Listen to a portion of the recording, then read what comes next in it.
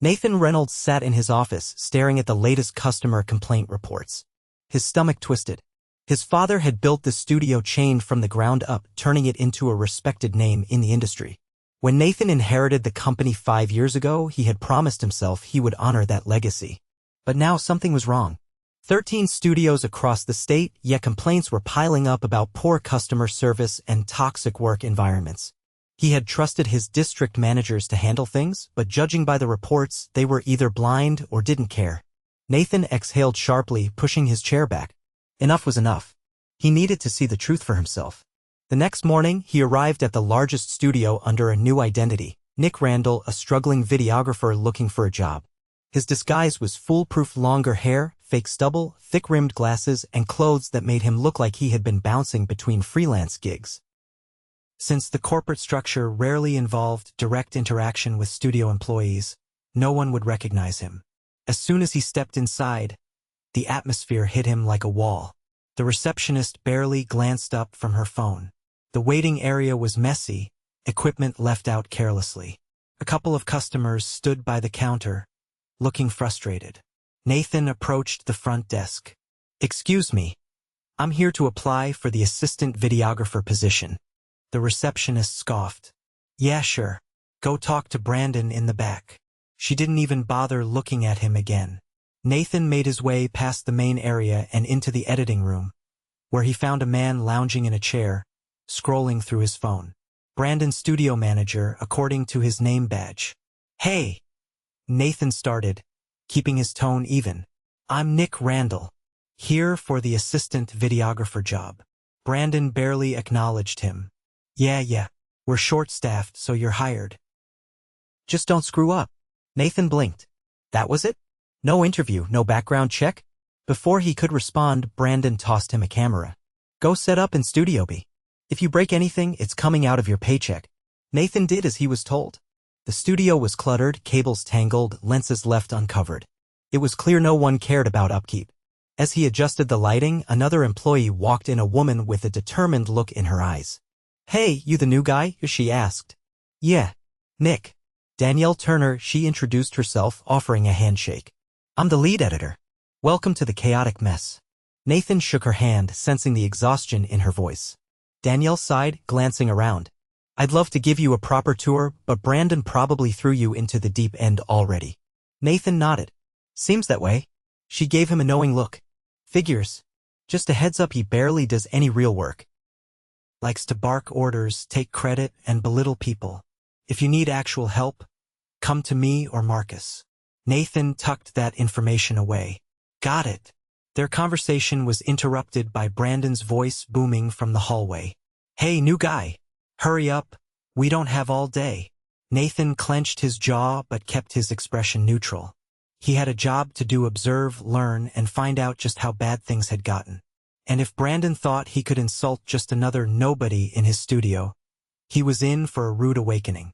Nathan followed Brandon's irritated voice into the main studio, where a frustrated couple stood in front of an unfinished backdrop.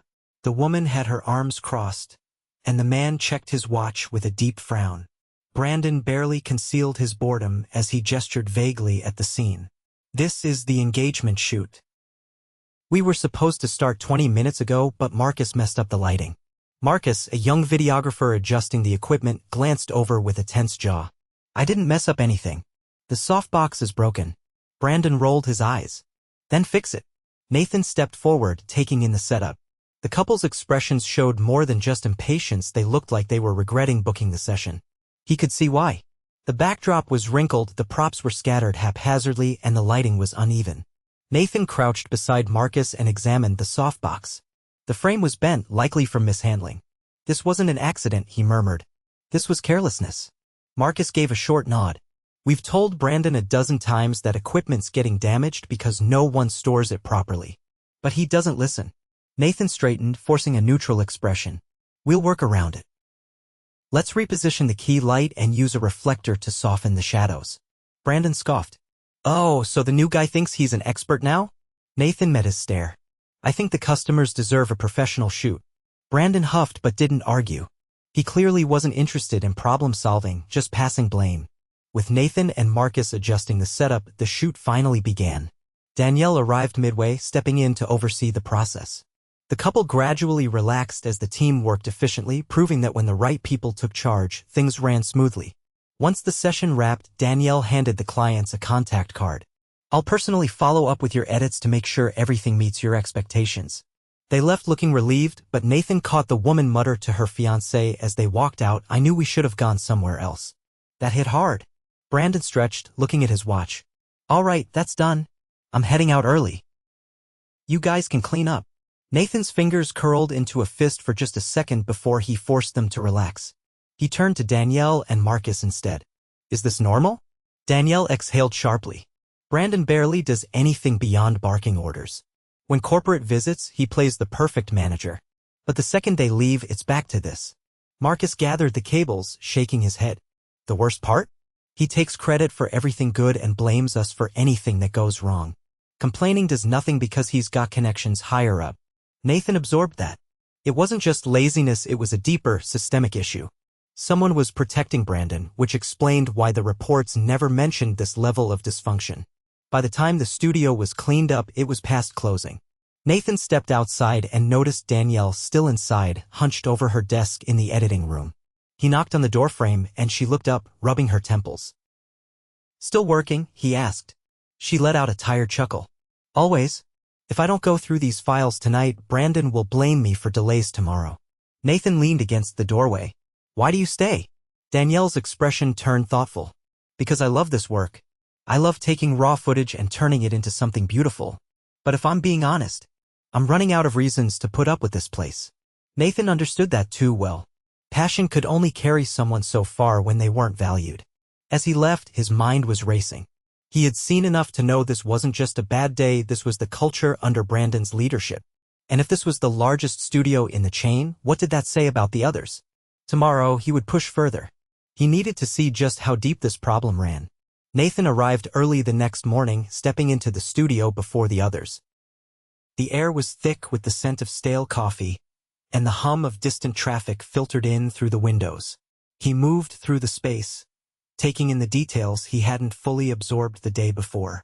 Dust clung to neglected shelves. Cables lay tangled in a heap near the editing bay, and a pile of unfinished client orders sat untouched on the counter. A deep exhaustion sat in his chest. This wasn't just inefficiency, it was neglect. As he reviewed the scene, Marcus walked in, rubbing his eyes. His shirt was wrinkled, and his movements sluggish, like someone running on empty. Nathan kept his voice casual. "Late night," Marcus exhaled, dropping his bag onto a chair. "Danielle and I stayed late trying to fix the last batch of project files. Half of them were mislabeled because Brandon rushed through them. Clients are already frustrated, and I don't blame them." Nathan kept his expression neutral, but inside, his frustration grew. The door swung open again, and Brandon strolled in, holding a to-go coffee. He barely looked at Marcus before tossing his bag onto the nearest desk. His posture was relaxed, his attitude unchanged. Nathan watched as Brandon took a seat and propped his feet up. A few minutes later, Danielle arrived, looking drained but focused. She didn't bother acknowledging Brandon, heading straight to her station. Nathan decided today was the day to push things. He needed to see just how far Brandon's disregard went. A call came in and the receptionist, still glued to her phone, reluctantly answered. After a short, disinterested exchange, she called out, "Brandon, the corporate office wants an update on this month's numbers." Brandon groaned, clearly annoyed. "Just tell them we're on track." Nathan's fingers curled slightly. He had seen the reports this location was underperforming. Yet Brandon still fed corporate a convenient lie. Danielle didn't even look up from her workstation. "Maybe if you actually checked the numbers, you'd know we're behind on deadlines and losing clients." Brandon scoffed. "We're fine. A few unhappy customers don't change anything." That was it. Nathan had heard enough. He straightened, his heart pounding with controlled energy. "Actually, it changes everything." Brandon turned, narrowing his eyes. "What?" Nathan reached up and pulled off his glasses, then ran a hand through his hair, shaking off the slight disguise. The room fell silent. Danielle's fingers stilled on the keyboard. Marcus froze mid-movement, and the receptionist slowly lowered her phone. Recognition dawned in Brandon's face, his usual arrogance faltering for the first time. Nathan's voice was steady. "I'm Nathan Reynolds, owner of this company, and I've seen enough." The air in the studio shifted instantly. Danielle's lips parted slightly, her eyes darting between Nathan and Brandon. Marcus exhaled sharply, looking almost relieved. The receptionist sank lower in her chair as if trying to disappear. Brandon straightened, attempting to recover. I didn't know you were coming." Nathan's gaze didn't waver. "That's the point. If you had known, I'm sure this place would have looked a lot better. But I wanted to see how things run when no one's watching." Brandon forced a laugh, but it was hollow. "Listen, Nathan." Nathan cut him off. "You lied about our numbers. You neglect our equipment. You take credit for other people's work and leave them to clean up your mess." His voice sharpened. "And you think that's leadership?" Brandon's jaw tightened. "I manage this place just fine." Nathan took a step closer, his tone unwavering. "No, you don't. This studio is failing under your leadership and I refuse to let it continue." Danielle and Marcus exchanged glances, their silence heavy with anticipation. Brandon's confidence cracked. "Look, Nathan didn't let him finish. "You're done here." Effective immediately. The color drained from Brandon's face. He opened his mouth, then closed it again, realizing there was no way out of this. Nathan turned to Danielle and Marcus. "You two are the reason this place still functions. That changes today. Danielle, I want you overseeing operations here. Marcus, I'll be reviewing your workload and making sure you're properly supported." Danielle blinked in shock. "Wait, you're serious?" Nathan nodded. "Absolutely. This company was built on passion and professionalism, not arrogance and neglect." Marcus exhaled, the tension in his shoulders easing. Danielle still looked stunned, but there was something else in her expression. Hope. Brandon stood stiffly, his face unreadable, then turned and walked out without another word. Nathan exhaled, running a hand through his hair. "Things are going to change. Not just here, but across all our locations. And I'll be making sure of it personally." Danielle's voice was quiet but firm. "Thank you." Marcus nodded in agreement. Nathan gave a small nod. No more empty promises. Just action. For the first time in a long time, he felt like he was truly leading again. Nathan remained in the studio long after Brandon had left. The shift in atmosphere was immediate. The tension that had hung over the team for so long had lifted slightly, but it was clear that relief alone wouldn't fix everything. The real work was just beginning. Danielle sat at her desk, staring at the screen, fingers hovering over the keyboard as if she wasn't quite sure what to do now that Brandon was gone. Marcus leaned against the counter, arms crossed, processing everything that had just happened. Nathan turned to them, his voice calm but firm. There was no room for vague reassurances, only action. He needed to set the tone for what came next. The first step was assessing the real state of the studio. Equipment had been mishandled for too long. The backlog of client projects needed to be addressed and customer complaints had to be handled directly. Danielle pulled up the editing queue, scrolling through the overdue projects. The sheer number of unfinished jobs was staggering. Some files were mislabeled, others had been sitting untouched for weeks. It was clear that Brandon had done little beyond delegating work and taking credit for whatever got finished. Marcus moved toward the storage area, checking the condition of the cameras and lighting equipment. Some lenses had scratches that could have been prevented with proper care. Several tripods were missing pieces.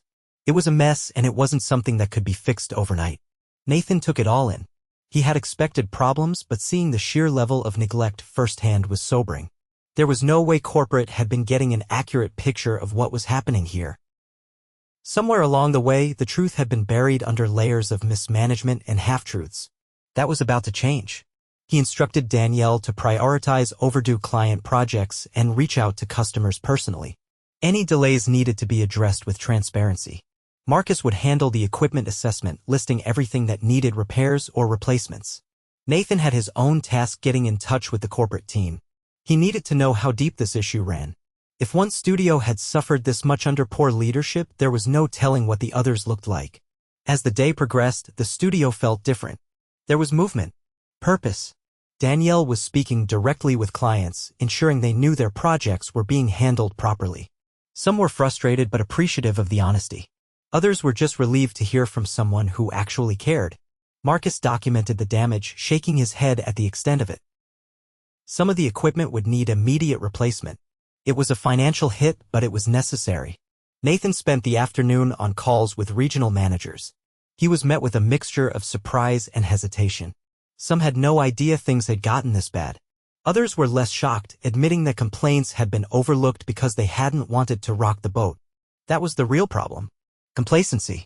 It wasn't just about Brandon. It was about a culture that had allowed people like him to rise unchecked.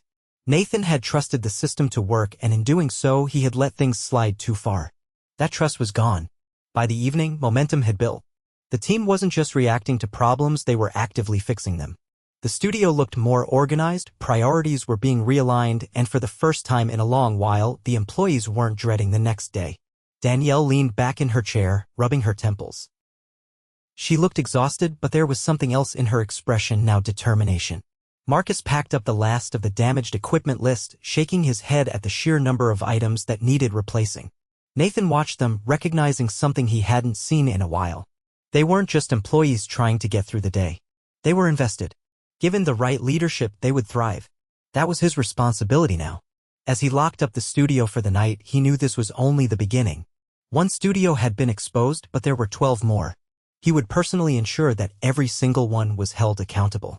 The company his father had built wasn't beyond saving. But it would take more than just removing one bad manager. It required rebuilding trust from the ground up. And that was exactly what he intended to do. Nathan arrived at the corporate office early the next morning. His mind was sharp, running over everything he had witnessed in the studio. The dysfunction he had seen wasn't isolated, it was a symptom of a larger failure in leadership. He had trusted his district managers to maintain standards. But now, that trust was shattered. As he stepped into the building, the receptionist greeted him with a polite nod. He barely acknowledged it, his focus already locked on the meeting ahead. He had called an emergency session with the district managers, and he wasn't interested in hearing excuses. Inside the conference room, the air was tense. Seated around the long table were the people responsible for overseeing the studio. Some of them had been with the company for years, others were newer hires. All of them looked uneasy. Nathan took his seat at the head of the table, letting the silence stretch. He wanted them to feel the weight of this moment before he spoke. When he finally did, his voice was measured but firm. He wasn't here to vent frustration, he was here to get answers. He explained in precise detail what he had witnessed at the studio. The negligence, the lack of accountability, the fact that a manager had been allowed to operate unchecked for so long. He watched their faces carefully as he spoke. Some of them shifted uncomfortably, others avoided eye contact. One of the district managers, a man named Greg, cleared his throat. He was one of the longest-serving members of the team, someone Nathan had once trusted implicitly. Greg hesitated before speaking, choosing his words carefully. He admitted that complaints had come in, but without concrete proof, they had been reluctant to take action. He claimed that Brandon had always presented himself as competent during check-ins, and without first-hand evidence, they hadn't been sure how bad things really were. Nathan studied him, weighing his response. He wasn't interested in justifications, he wanted to know why no one had dug deeper. Why had they accepted surface-level appearances instead of doing real oversight? Greg faltered under Nathan's scrutiny, eventually conceding that they had relied too much on formal reports rather than direct engagement with employees and clients. It was an admission of failure, but not one that impressed Nathan. Another manager, a woman named Lisa, spoke next.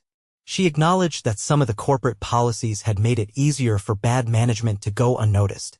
Studio managers had too much unchecked authority, and district oversight had become more about numbers than actual workplace conditions.